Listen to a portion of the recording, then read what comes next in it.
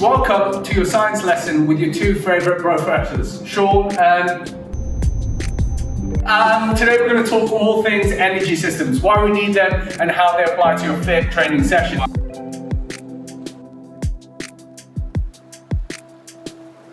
Alright, energy system number one, sprint. What is it? A phosphor-creating energy system gives us energy quickly. This can deliver on explosive, powerful movement like squat jumps, something like that. The issue with the creatine phosphate system is it only lasts a short amount of time. The bear starts chasing you in the woods, there, over there. After about 10 seconds, you're gonna go, just hit me already. And it also takes a long time to recharge. Using our sprint concepts, and you'll notice we go all out for a really short amount of time, and you have a load of rest doing upper body work so you can recharge and go again. Metcon, it's got lactic. What is lactic, Fiit? That's when you're lactose intolerant. You can't drink milk.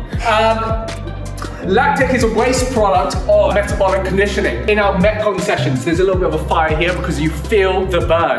It is around 4 to 8 minutes you can supply your body with these anaerobic fuel sources. Anaerobic just means without oxygen. You're working hard without oxygen and you'll really feel the burn. Endure energy system. That means you're aerobic, using oxygen for this energy system, and you can last ages and ages and ages. You actually use this energy system mainly even when you just sit down and chilling. This is what's working hard here. During our endure classes, things are going to be low and slow. You're not going to be going all out. It's going to be long efforts of work with little rest in between. Shawnee, question for you. Which one of these three am I going to live in for that fat range? Fat burning zones are one of the biggest kind of scams of the fitness industry. They just kind of scam you because you don't really understand what's going on. Are they completely lying? Kind of, yes. Your body wants to use fat. It's the easiest source of energy. We've got lots of it, even you.